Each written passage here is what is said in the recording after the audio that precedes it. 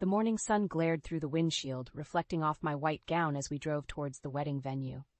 Daniel and I had been planning this day for months, and the excitement bubbled inside me. I, Leah, a 32-year-old nurse, was about to marry the man I thought was my soulmate. "Leah, isn't it beautiful today? Perfect for our wedding," Daniel said, his voice calm and reassuring. I smiled, nodding in agreement, feeling the weight of my engagement ring against my finger. Suddenly, Daniel's eyes fixed on something outside the car. His expression changed from serene to intense in a matter of seconds. "That's Rachel," he muttered under his breath. Rachel, his ex-girlfriend, was walking along the sidewalk, struggling with a heavy bag. "What?" I asked, confused. "Why does that matter?" Daniel didn't answer. Instead, he slammed on the brakes, jolting me forward. "Leah, get out," he said abruptly. I was taken aback. "What? Why? I need to help her. She's struggling. Just get out now." His tone was sharp, brooking no argument. "But, Daniel, it's our wedding day. Can't we just call someone to help her?" "No time. Just get out." Daniel's voice rose, his eyes not leaving Rachel. I felt a mix of anger, confusion, and disbelief. Slowly, I unbuckled my seatbelt and stepped out of the car. The door slammed shut behind me, and Daniel drove off, leaving me standing there in my wedding dress, out, alone and bewildered. Tears welled up in my eyes. This was not how I imagined my wedding day. The sight of Daniel's car disappearing around the corner, chasing after his past, shattered something inside me. I felt a cold, sinking feeling in my stomach. Had I misjudged the man I was about to marry? Standing on the sidewalk, I realized I had no phone, no wallet, nothing. I was completely stranded. The wedding venue was a 15-minute drive away. I had no choice but to start walking. As I trudged along the road, my mind raced. How had things come to this? Daniel, the charming, attentive man I had fallen in love with, had just abandoned me on our wedding day for his ex-girlfriend. The man who had once listened to my every worry, who had comforted me after long shifts at the hospital, now seemed like a stranger. Every step felt heavier than the last. My mind kept replaying the moment Daniel told me to get out of the car. It didn't make sense. Why would he do this? Was there something between him and Rachel that I didn't know about? By the time I reached the venue, my feet ached and my heart felt even worse. I was a bride without a groom, walking into what was supposed to be the happiest day of my life, now clouded with doubt and betrayal. I entered the venue, trying to compose myself. The staff rushed towards me, concern etched on their faces. "Miss Leah, are you okay? Where's Mr. Daniel?" Taking a deep breath, I replied, "I don't know. He left me on the way here." My voice cracked as I spoke. Just then I saw Daniel walking towards me, his face a mixture of guilt and confusion. "Leah, I'm so sorry. I just thought—" "Thought what, Daniel?" I interrupted, my voice cold. "That leaving your bride on the sidewalk on our wedding day was a good idea?" Daniel opened his mouth to speak, but no words came out. The realization of what he had done was finally dawning on him. The Daniel one knew, the one who was always so sure of himself, now looked lost and defeated. But it was too late. The damage was done. I turned away from him, my heart heavy with a decision I never thought I'd have to make. In the sanctuary of my small dressing room, the weight of the veil felt like a shroud of disillusionment. The reflection in the mirror showed a bride, yet the sparkle in her eyes had dimmed. The betrayal of the morning's events gnawed at me, unraveling memories of how Daniel and I had come to this fractured moment. Our story began 2 years ago, under much simpler circumstances. I was introduced to Daniel at a small gathering by mutual friends. He was charming, his laughter infectious, and his interest in my nursing career genuine, or so I had thought. As our relationship progressed, so did the subtleties of Daniel's control. Compliments about my dedication to nursing soon turned into thinly veiled comments about the time it took away from him. "I just miss you, that's all," he'd say, but the implication was clear. His needs should come first. I remembered the evening he first showed his disdain for my job. We were having dinner, and I was excitedly sharing a breakthrough with a patient.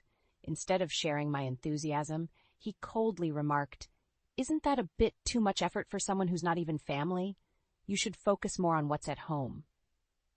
Those words stung, but I brushed them off, attributing them to stress from his own work. I convinced myself that Daniel's increasingly possessive behavior was just his way of showing love. But as I sat in my wedding dress, abandoned on our wedding day, those excuses crumbled. The turning point came 6 months before our wedding. During a heated argument about our future, Daniel had blurted out, "Maybe you should just quit your job after we're married. Wouldn't you prefer to be a good wife and take care of our home?" I was aghast. "Quit my job? But I love nursing. It's not just a job for me, it's a calling." Daniel scoffed. "A calling? Come on, Leah. It's not like you're saving the world. A wife's place is at home, supporting her husband." That night, I lay awake, wrestling with doubts and Daniel's antiquated views. However, my love for him, blinded by the hope that love could conquer all, led me to dismiss these red flags. The morning of our wedding, those ignored warnings came back to haunt me. As I stood alone in the dressing room, the reality of who Daniel truly was became painfully clear. The man who had vowed to love and protect me had left me on the side of the road for another woman. A knock on the door pulled me from my thoughts. It was my best friend, Sarah. Her eyes were full of concern.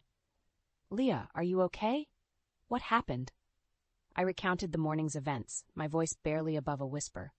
Sarah listened, her expression turning from shock to anger. "That's unforgivable, Leah. You deserve so much better than him," Sarah said, her voice firm. "But I love him," I whispered, more to myself than to her. "Love doesn't leave you stranded on the road on your wedding day," Sarah retorted. "You need to think about what's best for you, not him." Her words echoed in my mind as I looked at my reflection again. The bride in the mirror was strong, independent, and deserved respect. Respect that Daniel had failed to give. In that moment, a resolve began to form within me. Daniel's actions today were a clear sign. I couldn't marry a man who saw me as less than an equal, as nothing more than an accessory to his life. Emerging from the dressing room, I found Daniel pacing anxiously in the hallway. He looked up, his face a mask of regret. "Leah, I'm so sorry. I don't know what came over me. Please, can we just forget this happened and move on?" Forgetting was not an option. I squared my shoulders, I'm meeting his gaze with newfound determination. "No, Daniel, we can't just move on. What you did today, it opened my eyes. I can't marry someone who doesn't respect me or my passions." Daniel's face fell, a mix of shock and disbelief washing over him. "But Leah, I love you." "This was just a mistake." "A mistake that showed your true colors," I said, my voice steady. "I deserve someone who supports me, not someone who leaves me on the side of the road for an ex." Turning away from him, I left Daniel standing there, his pleas fading behind me. The decision was painful, but necessary. I would not be a bride today, but I would walk out of this venue with my head held high, ready to face a future where I was valued and respected. The days following the broken wedding were a whirlwind of emotions and hard decisions. It was during a small, tense gathering at my home, with both our families present, that the true extent of Daniel's character began to unravel further. As we sat around the living room, the air was thick with unspoken words and disappointment. My mother, always my pillar of strength, broke the silence. "Leah, we support whatever decision you make, but are you sure you want to end things this way?" Before I could respond, Daniel, who had been quietly brooding, spoke up. "Leah's just overreacting. We can sort this out. It was just a misunderstanding." "A misunderstanding?" I echoed, my voice laced with incredulity. "You left me on the side of the road on our wedding day, Daniel." Daniel's mother, a stern woman who had always been cordial to me, turned to her son with a frown. "Daniel, that was inexcusable. You need to make amends." Daniel rolled his eyes, a dismissive gesture that sent a wave of anger through me. "I already said I was sorry. What more do you want?" I felt my hands clench into fists. His lack of remorse and understanding was infuriating. "Sorry doesn't just erase what you did, Daniel. It's not just about today, it's about everything leading up to it." My father, who had been silently observing, finally spoke. "Leah, we just want you to be happy and respected. If Daniel can't give you that, then maybe it's best to part ways." Daniel scoffed, his arrogance on full display. "Oh, please. This is all just being blown out of proportion. Leah knows I'm the best she'll ever have. She's not going to leave me." His words struck a nerve, and I felt a surge of defiance rise within me. "The best I'll ever have?" "Daniel, you've done nothing but belittle my career and my choices. You don't respect me as your partner." Daniel's father, a quiet man, finally interjected. Son, you need to realize the gravity of your actions. You can't treat Leah, or any woman, like this. But Daniel was unrepentant. I don't see why everyone's making such a big deal out of this. Leah, you're just too sensitive. You should be grateful that I'm willing to overlook this and still marry you. The room fell silent, the audacity of his words hanging in the air like a toxic cloud. My mother's gaze hardened. Leah is not the one who should be grateful, Daniel. She's a strong, independent woman who deserves someone who truly values her. It was then that I realized the full extent of Daniel's narcissism and disrespect. He saw me not as a partner, but as a possession, something to control and belittle. Daniel, this isn't just about today, it's about how you've treated me all along, I said firmly. I don't need someone who sees me as less than they are. I need a partner who respects and supports me. Daniel's face contorted with anger. Fine. If that's what you want, then we're done. But don't come crawling back to me when you realize your mistake. I looked at him, the man I had once loved, and felt nothing but disappointment and resolve. There's no mistake here, Daniel. The only mistake was thinking you could change. As he stormed out of the room, his family in tow, I felt a sense of relief wash over me. It was over. The wedding, the relationship, all of it. I had made my choice, and though the road ahead was uncertain, I knew it was the right one. In the aftermath of our failed wedding and the tumultuous confrontation with our families, I expected Daniel to retreat, to maybe even show a hint of remorse. Instead, he doubled down, his true nature unraveling in the most public and humiliating way. The day that should have been our wedding turned into a spectacle that I could never have anticipated. I had decided to go through with the reception, not as a celebration of marriage, but as a gathering of friends and family to thank them for their support. But Daniel had other plans. As I mingled with the guests, trying to maintain a semblance of composure, Daniel burst into the venue. His arrival was like a storm, chaotic and unsettling. His eyes, once warm, now bore into me with a strange mix of anger and desperation. "Leah, we need to talk, now," he demanded, grabbing my arm with a force that made me wince. I pulled away, my voice steady despite my racing heart. "There's nothing left to talk about, Daniel." But he was relentless. "You can't just end things like this. We're meant to be together." His words drew the attention of the guests, their murmurs growing louder. I could feel their eyes on us, a mix of pity and curiosity. "Daniel, you left me on our wedding day. You humiliated me. There's no coming back from that," I said, my voice rising. He scoffed. "Oh, come on, Leah. You're overreacting. You know I only did that because I care about you. I wanted to make sure Rachel was okay." The mention of Rachel's name sparked whispers among the guests. I felt my cheeks burn with embarrassment and anger. "You care about me?" I countered. "Is that why you compared me to Rachel, belittled my career, and demanded I quit my job?" Daniel's face twisted into a sneer. "You're just too sensitive. You need to learn your place, Leah." My place. Those words echoed in my mind, fueling a fire I hadn't known I possessed.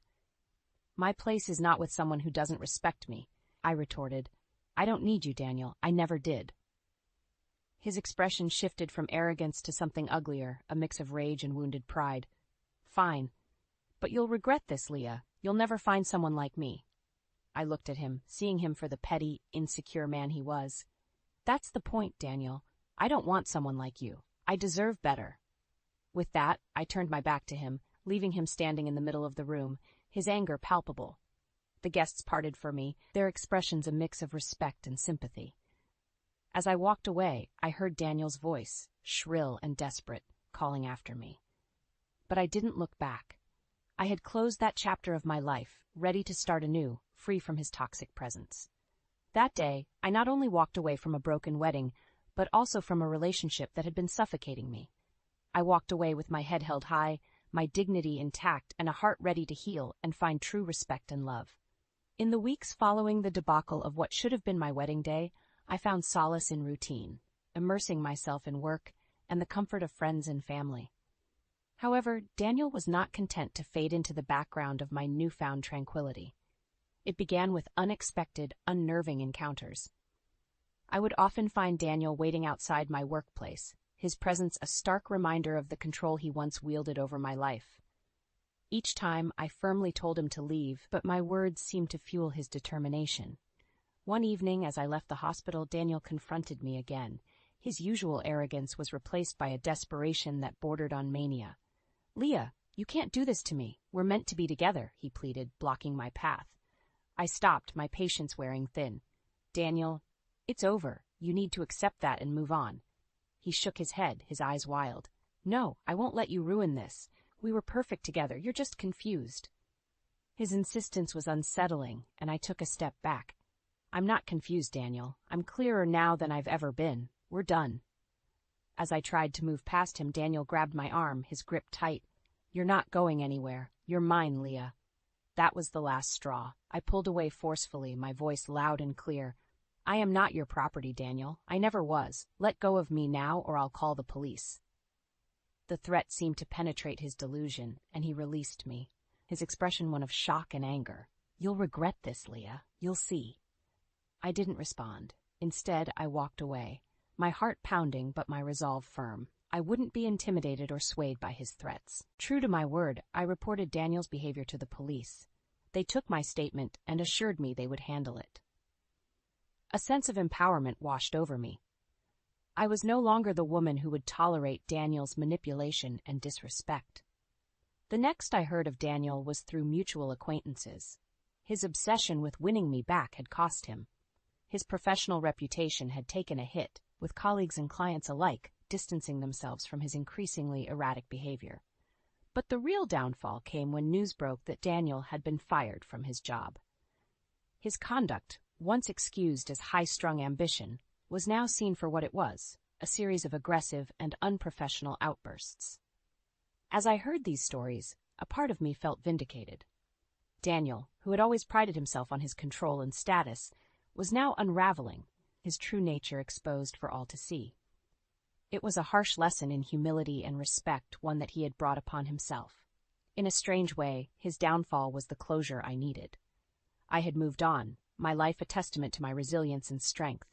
Daniel's descent was a stark reminder of the bullet I had dodged, a life of control and belittlement I had bravely walked away from. I no longer felt anger or sadness when I thought of Daniel. Instead, there was a sense of pity for a man who had lost himself in his own arrogance, and a profound gratitude for the freedom and respect I now embraced in my life. Months had passed since the day I decided to turn a page in my life, leaving behind the shadow of a relationship that was more a prison than a partnership. The echoes of Daniel's downfall served as a distant reminder of a path I had narrowly escaped. But life, as it always does, moved forward, and so did I. I found myself in a new town, a fresh start, where whispers of my past were just that, whispers, irrelevant and fading. My days were filled with the fulfilling challenges of my nursing career and the simple joys of newfound freedom. I had grown, not just in strength, but in my understanding of what I truly deserved. It was on a bright Saturday morning, in the quaint local market of my new town, that fate decided to bring a semblance of closure to my story. I was perusing fresh produce when a familiar figure caught my eye. Rachel, Daniel's ex-girlfriend, the unintentional catalyst of my wedding day disaster, was there, browsing not too far from me. Our eyes met, and there was a moment of mutual recognition, followed by a hesitant approach. "Leah," she said, her voice tinged with a mix of surprise and something akin to empathy. "Rachel," I replied, the name feeling strange yet familiar on my tongue. "I heard about, well, everything," she said, her gaze kind. "I'm so sorry for the part I played in it, however unintentional." I shook my head slightly, a small smile on my lips. "You have nothing to apologize for. If anything, you helped me see the truth." Rachel nodded, her expression thoughtful. "Daniel is a complex person. I've had my fair share of troubles with him." I raised an eyebrow, curious despite myself. "Troubles?" She sighed, a weary look crossing her face. "After your wedding day, he wouldn't leave me alone. Kept insisting we were meant to be together. I had to get a restraining order." The news didn't surprise me, but it did bring a sense of finality. Daniel, in his obsession, had spiraled down a path of self-destruction. "I'm sorry you had to go through that." Rachel shrugged, a small, sad smile playing on her lips. "It's over now. He finally got the message, or at least I hope he did. I'm just trying to move on." "Moving on is the best we can do," I said, feeling a kinship with this woman I once saw as a rival. We chatted for a bit longer, exchanging stories of moving forward and the lessons learned from our encounters with Daniel. As we parted ways, I felt a sense of peace. Walking away from the market, I realized that this chance meeting was more than just a coincidence. It was a reminder of how far I had come, of the strength I had found in myself to overcome adversity and disrespect. My steps were light as I made my way home. The burden of the past finally lifted. I had survived, thrived even, and in doing so had found a deeper appreciation for my own worth. Daniel's chapter in my life was closed, a distant, fading memory. Ahead of me lay a path of my own making, filled with possibilities, and the promise of a future where respect and love were not just desired, but demanded. In that moment, I knew that the best revenge was not in the downfall of the one who wronged me, but in the life I would build, free from his shadow. A life where I was the author of my own story, strong, respected, and unapologetically me.